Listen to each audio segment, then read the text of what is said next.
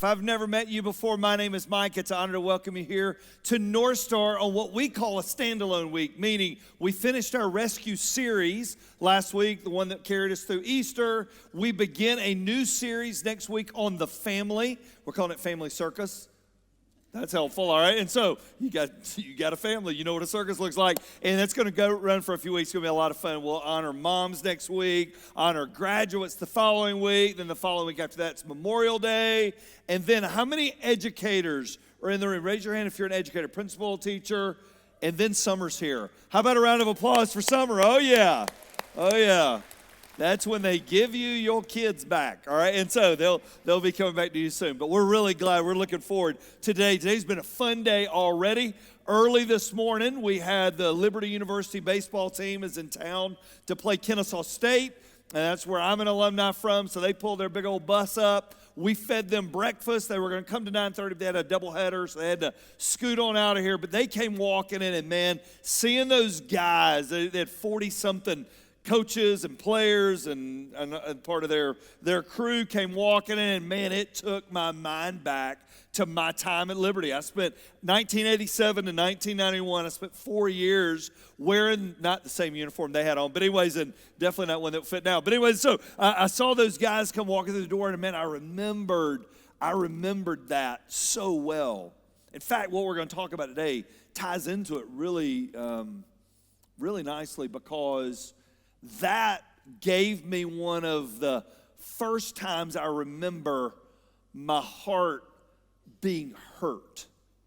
You know, there are things that enter our lives we don't see coming, and it cracks the door to our heart and steps in, and a hurt we experience we didn't know we would ever have to walk through. It was my senior year.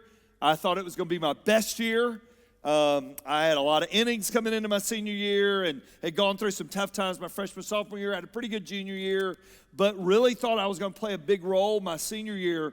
And I remember we were in fall season back then. We played a full fall schedule. We just gotten them playing UVA, I think, the day before. And I was in the bullpen with my pitching coach. We had a new coach come in, and our guy, Bobby Richardson, had retired, and this new guy took over.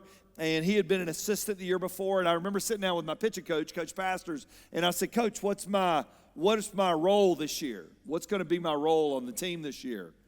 And he said, Mike, let's sit down and talk. And that's never a good beginning of a conversation. So we sat down in the bullpen. I remember it like it was yesterday.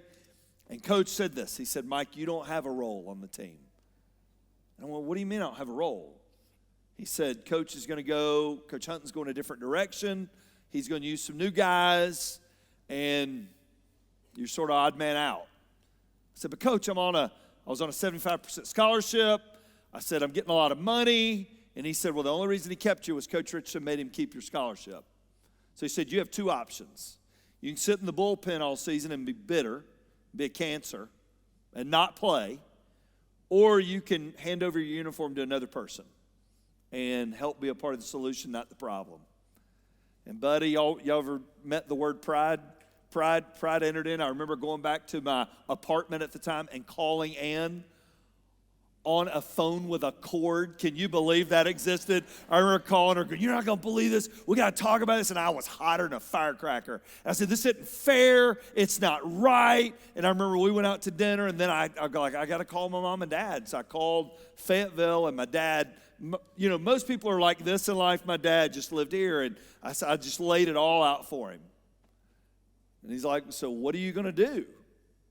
And I meant, what do you mean, what am I going to do? What are you and Mom going to do? Are y'all going to drive up here and take my offense for me with the coach? And Dad said, well, I wasn't planning on it. I got to go to work in the morning. I wasn't planning on driving up there. He said, sounds like you got two options. One option is to give your uniform over. The second option is to sit down there and be paying the rear end for a coach to deal with all season. And I remember, Dad, that's not what I want to hear. And I remember saying that. Dad, that's not what I want to hear. And he said, well, sorry, it's not what you want to hear, but it's what you need to hear. He said, let me ask you a question. You going to play next year? You going to get drafted and play on? I said, well, no, I'm not going to get drafted and play on. He said, well, just consider it you retired a year early. That's what he said. I was like, well, that's not helpful. And I remember hanging up and getting off the phone. I don't think they thought another thing about it. I don't think they really cared because it was a lesson. And it hurt. And I was bitter. You ever been bitter before? See, bitterness enters, and these words ring really true. I said them. That's not what? What's the word? Fair. And it maybe that's not fair from a hurt you've experienced. That's not fair because of what somebody took you through. That's not fair what they said to you. That's not fair what they did to you. And I remember, this is what I thought about when I saw those guys this morning. This is what I thought as a 21, 22-year-old guy. I remember I was graduating that spring, and I ended up really enjoying that spring, and we had the team got better when I didn't pitch. I don't know what happened there. I don't understand. But anyways, they really did. And so that was hurtful. I'm bitter. All right, and so, but I remember telling Anna, we were getting ready to graduate, getting married the next year, and I said, you know what? That might be probably one of the greatest hurts I'll ever experience. Negative. All right, and so, but at the time, as a 21, 22-year-old, I thought it would be. Oh, this is awful. This is the worst thing that's ever going to happen to me. That was about that big. Little did I know that there were going to be things knocking at my door I didn't see coming. Things that showed up unannounced. Things that walked up and said, I'm here now. Some that I caused, some that were caused to me, and some that nobody had anything to do with. They were just the stuff of life you've got to walk through. And we've got an option. Ready? And I want you to write this at the top of your outline, then we're going to dive in. Forgiveness or bitterness. I want you to write those two words down. That's what today's about. Forgiveness or bitterness. Forgiveness and bitterness can never reside in the same room. They can't occupy the same place. If you are bitter, it means you won't forget. Not that you can't forgive. It means you won't forgive. And if you have forgiven, it said that you shut the door on bitterness. See, bitterness is a funny thing because we think we have a right to it. We think we deserve to own it. This person did this, or this person did that, or this person said this, or this person said that. I planned on spending the rest of my life with them, and they did blah. I thought I was going to spend that life with that company, and the company said they were going a different direction. I thought this was going to happen. I thought that was going to happen. And here's what I'll tell you about bitterness. When it opens the door to your heart, it never lets it close. And it will keep reminding you of all the reasons you have not to move on from it. And over and over and over, the pain that happened to you is relived over and over and over. And nothing's new. This went on even back in Scripture. The guy we're going to talk about today is a king. It's the king of Israel. He's the guy. He's not a perfect guy. He's a guy that's got some flaws. He's got some stuff. He's got a little bit of past. He's got a little residue from sin in his life. But the New Testament, which comes after the Old Testament, the New Testament said this: he was a man after God's own heart. And you're going to see why today it could say that. David had something enter his life he didn't see coming. And he had a choice. Am I going to be bitter over it? Or am I going to forgive? And that's what we're going to talk about today. Would you pray with me? Father, the minute I opened my mouth and the minute I said two words this morning, some of us had images, some of us had people, some of us had faces, some of us had places that entered our mind in a split second. And for some of us, boy, we could feel our heart just start churning. For others of us, we're reminded that we've let it go and we're going to continue to let it go. I don't know the stories of everyone sitting in Compass or in the chapel at True North this morning, but I do know this. You know their stories. There's not a second of their life that you have been unaware of. You know the pain they've walked through. You know the stuff they've walked through. You know what got them here today. And Father, today my prayer is that we walk out lighter than we walked in. And the hurt we walked through will not be a circle that we walk through over and over and over. So God, use the story of this king named David. And Father, may his life and his journey give us what we need for our journey. And Father, I pray this in Jesus' name. Amen. So let me set the story for you. David has been king now for a while. He had to take the throne over for a guy named Saul who wouldn't be the guy that God wanted him to be. And David is anointed the next king of Israel. We know he goes out and he kills. So this is going to show you how smart. If you're new to NorthStar, this is one of the smartest crowds you'll ever meet. David killed a guy named who? God, y'all are bright. And so anyways, so David killed Goliath. In the rest is history. David ends up taking over the throne. David ends up being the king. But David made some tragic errors too. He was with a woman that wasn't his wife. They had a child. And the rest is history. And David, from then on, was in and out of stuff. Well, one of his children's name was Absalom. Absalom was his daddy's boy. Absalom had a heart for power and a heart for leadership, which is great in its right time. But Absalom decided that he was going to take over the throne before David got off of it. And that's the story we're going to read today. 2 Samuel chapter 16. We'll start reading down in verse 5. If at any point I say something that you don't read or see on the screen or on your app, just look up and we'll talk about it for a second. When King David came to Bahariam, there he came out of the family of the house of Saul. There came out a man of the family of the house of Saul, whose name was Shimei, the son of Gera. And as he came, he cursed continually. It's a great image. And he threw stones at David and at all the servants of King David. And all the people and all the mighty men were on his right and his left. So David shows up in this town, and this guy shows up with rocks and words, physical stones and verbal stones, and he's throwing them at not only the king, he's throwing the stones at the people that came with the king. Shimei said as he cursed, get out, you man of blood. You're a worthless man. The Lord has avenged on you all the blood of the house of Saul, in whose place you have reigned, and the Lord has given the kingdom into the hand of your son Absalom. See, your evil is on you, for you are a man of blood. So here's what he said. Let's kick a man while he's down. David, you're going to lose the throne, and you're going to lose it to your son, and you deserve to lose it. That's what he said. Absalom's going to take the throne, and you don't deserve David to keep it. One of the mighty men speaks up. Then Abishai, the son of Zeruiah. All right, everybody look at me. You're going, Mike, is that really how to pronounce it? I don't know, but you don't either. All right, and so let's keep reading me. Don't act like you're smarter than me. You don't know. Don't act like, oh, that's not right. We don't have any idea. All right, so he said to the king, why should this dead dog curse my lord the king? Let me go over and take off his what? What does it say? Head. David, let me get revenge on this guy. Let me go put him out of his misery. Nobody speaks to the king like that. Let me go and cut off his head. Interesting response. But the king said, what have I to do with you, you sons of Zeruiah? If he is cursing because the Lord has said to him, curse David, who then shall say, why have you done so?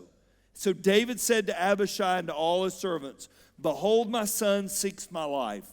How much more now may this Benjaminite leave him alone, let him curse, for the Lord has told him to. It may be that the Lord will look on the wrong done to me, and that the Lord will repay me with good for his cursing today. Here's what David was saying. Why am I better than this guy? Why is my life more important than this guy's life? So David and his men went on the road, while Shimei went along on the hillside opposite him, cursed as he went, threw stones at him, and he flung dust. And the king and all the people who were with him arrived weary at the Jordan, and there, it's one of my favorite verses in all the Old Testament, and there he refreshed himself. The stuff wore David out. But here was the beauty. Somehow, David had protected his heart. See, our heart is the seat of our emotions. Our heart is that piece that we look at someone and we tell them, I'll love you with all my heart. And yet there are things that enter our lives that we don't see coming that ding our hearts. Some are small, like my little baseball stories about that big, and some are monumental. Some are things that if we had written the script of our lives, we would write out. In fact, the hurt didn't come from a stranger. The hurt came from somebody we thought loved us. How in the world do we learn to choose forgiveness and not choose bitterness? Those are our only two options. Because stuff's going to happen to you. Well, Mike, nothing's ever happened to me. It will. It'll enter your life. What do we do with it when it enters? Principle number one, good day to take notes. David refused to strike back. I think one of the things that stood out most to me in the story was the king's response. When you're down, typically you don't make the best decisions. David was down. He's just gotten news that Absalom, his son, is going to take the throne, and the people have turned and they want Absalom to be the guy, and David is discouraged. Usually when we're discouraged, we're in a bad place. There's a good friend of mine, Kit Cummings, who's over in Selma with a group with Pop this week, and he said, never make a big decision when you need to halt, when you're hungry, angry, lonely, and tired. Hungry, angry, lonely, and tired. David was all of those things. David was at a place he couldn't have been lower. David was at a place, but yet in that place, somehow David had made a choice. And the choice was, I'm not going to be hurt twice. So Abishai, you may cut this guy's head off, but it doesn't change the circumstances. Little point under number one. You'll never be able to forgive someone if you feel superior to them. It's one of the things I would have never thought about with David. David was the king. David was the guy. David was the man. But yet in the middle of this, David goes, why is my life more important than his life? Why is my story more important than his story? God will take care of it. You know, there's so many times we look at the story and we go, well, they are due, and here's the word I want you to write under, and here's the word we all go to, revenge. I got to get revenge. To make myself feel better, I got to get revenge. All right, let's just talk about this real quick. Does revenge make you feel any better? No. Because that hurt's still there. That door's still open. That crack is still there. And that root of bitterness stains everything. David made a choice, and the choice was, I'm not going to choose revenge. That's not my deal. That's God's deal. See, when we feel superior, we want to play God in their lives. But that's not the role that God created us for. God did not create us to play God in their lives. He created us to respond to Him and let Him do what He needs to do. Well, Mike, if I forgive them, am I letting them off the hook? Am I forgiving them? By forgiving them, am I saying what they did was right? Absolutely not. What you're saying is, I'm not giving the power to them to do it to me over and over and over. See, here's what bitterness does. It's always on your mind. You think it's not, and you'll see a commercial, you'll hear a story, and buddy, it comes back up and it starts rolling. And all our rights and all our feelings and all our stuff and all those emotions, they spin back up and they start going over and over and over again. And the poison we intend for them, we just keep drinking ourselves. and we corrupt and cause our heart to be in a bad place. Somehow David didn't do a lot of things right. David had figured this out. Point number 2, he released the offender in this situation into God's hands. He released them. Maybe that the Lord will look on the wrong done to me, and the Lord will repay me with good for his cursing today. You know what I wish I could promise all of you? Hey, if you'll come to church every Sunday and you'll sing when they sing and you'll give and you'll go to a small group, that nothing bad will ever happen to you. I can't make that promise. But what can I make you a promise with today is God has another option other than bitterness. God has another way other than this way. David released the offender and the situation into God's hands. Well, Mike, are you saying that the justice system should never get involved? Not what I'm talking about. Absolutely. There are consequences for sin. Absolutely. What I'm saying is let that do its work. You let it go. Mike, that sounds easy. A lot easier said than done. In fact, our famous words, you've never said them, the 930 crowd did, but here are the famous words. I'll forgive, but I'm not going to what? No, you've never said that. You've heard other people say it. I know you've never said that before. I'll forgive you, but I'm not going to forget, which means, no, I'm going to hold the stick till you do it again.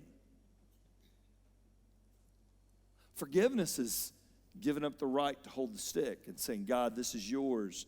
It's not mine. When we do this, here's what we do. Ready? Principle. You give people power over you when you don't forgive them. We don't see it that way. But any counselor sitting in this room would tell you that is a fact. When we don't forgive, we give them power over us to rule us and to control us. And they're a million miles away. Everybody look at me. And they may not even be thinking about you. You're thinking about them.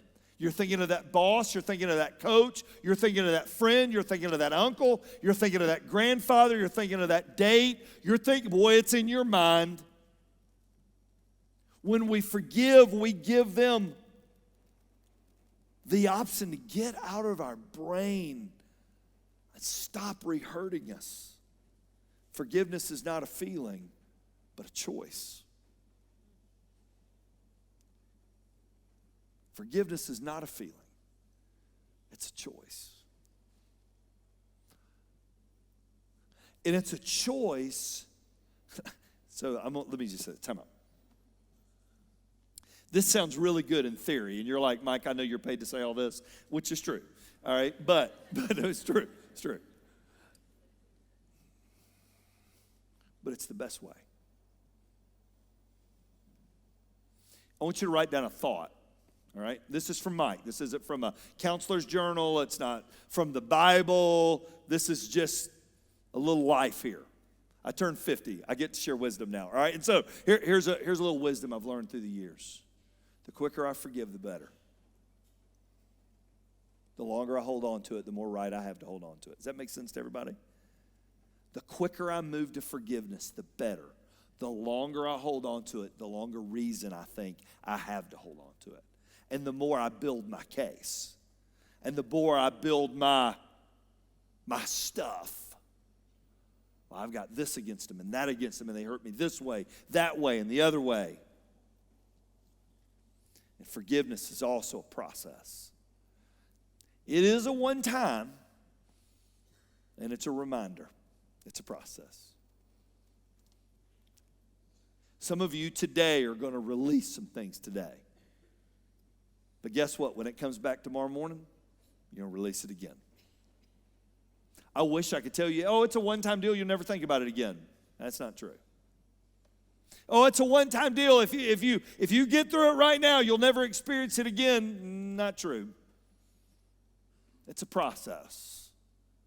Some that's quick and some that's long, depending on the hurt. And I know it's easy to sit in a room like Compass or the chapel and you go, man, nobody in here has experienced hurt like me. You would be shocked at what the people around you have experienced. betrayal, abuse.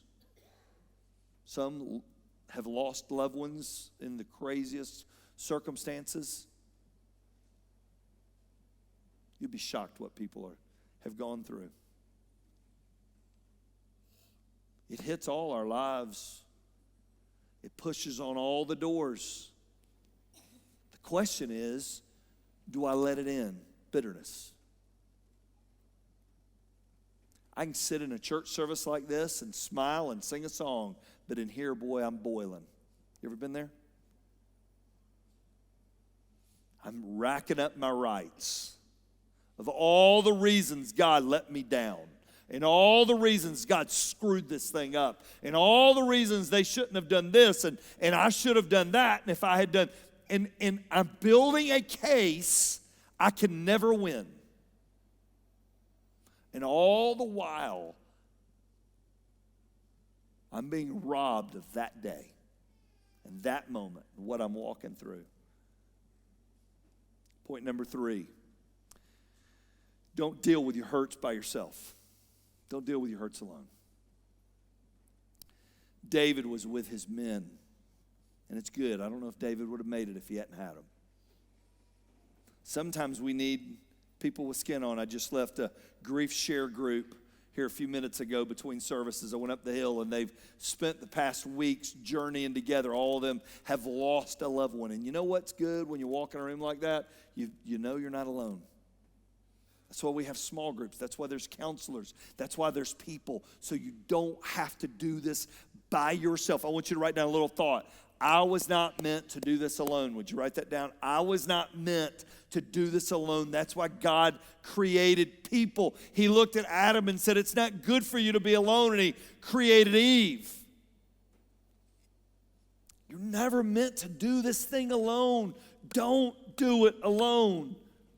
And the king and all the men who were with him, they arrived weary at the Jordan, and there he refreshed himself. Sometimes it's just good to know you're not by yourself. And I'm going to let you in on the secret today. You are not by yourself. How many of y'all would say in the past year you've had pain of some sort walk in your life? Raise your hand. Hold it up for a second. Everybody look around. Anybody here not had it? I don't think so. Pain enters in when we least expect it, but we have a choice. The choice is, what do we do with it? Well, Mike, why should I forgive? 3 things and I'm done. Number 1, I'm going to need forgiveness in the future. The reality is, I've been hurt, and the reality is, I hurt. Well, Mike, one of the reasons we love coming to NorthStar is never going to let us down. We will. Just give us long enough, all right? And so we'll let you down like your last church did. I'm sure I'm not going to call you back, or there's an email. That's going to happen. I'm going to hurt somebody most of the time unintentionally, and I'm going to need to ask their forgiveness. We're going to hurt others. That's why we don't walk through this journey and think I'm not better than anybody because I hurt people just like others hurt people. I'm never going to stop hurting until I learn to forgive. I am never going to stop the pain until I learn to forgive, and it is a process. It is a one-time, and it's a process. And why should I forgive? Because God's already forgiven me.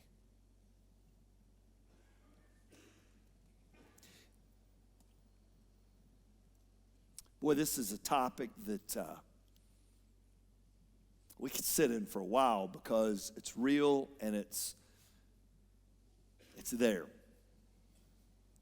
Some of you walked in for just another day at church, but God had an appointment with you. His appointment is you walk out a little lighter than you walked in.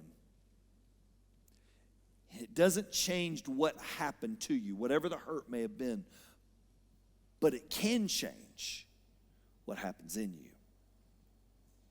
And that's a choice that you hold. Forgiveness or bitterness. They can't ever live in the same room. Would you pray with me?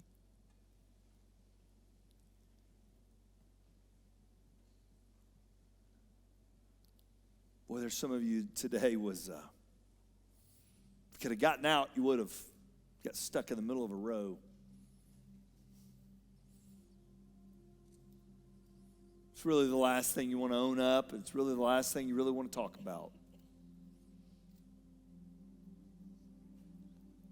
Because that old poison will set in on you and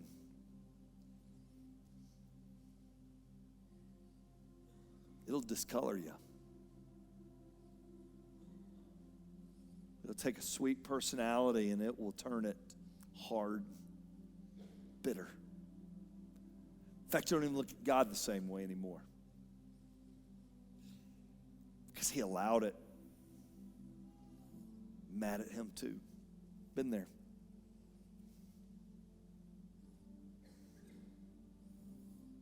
And oh God, I'm a good lawyer for my case.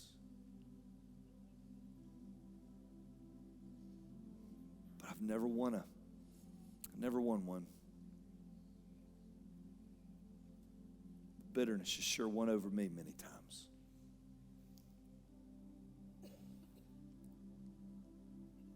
I don't know your story. I really don't. But God does.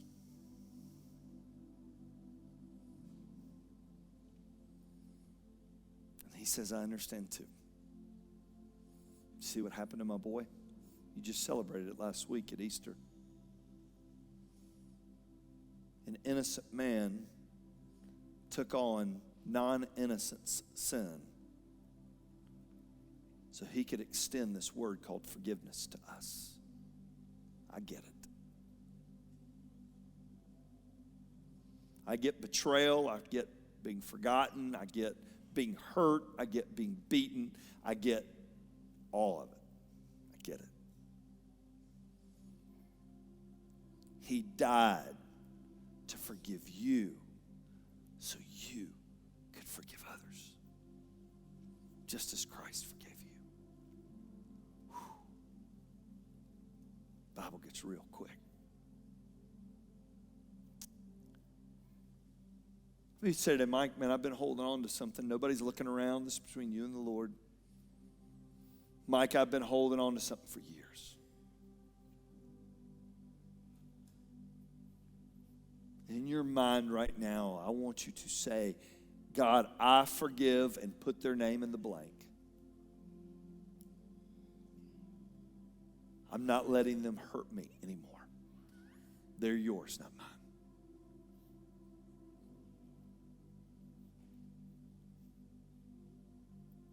If today, the quietness of the Sunday morning moment, you said, Mike, that's what I did today, would you pray for me as I begin to heal? And I shut the door on bitterness. And I drain that poison out. If that's you here today and you prayed that prayer with me just a moment ago, to let someone go, to let that hurt go, would you just slip your hand up and you slip it right back down? I can't see all of you. This is between you and the Lord.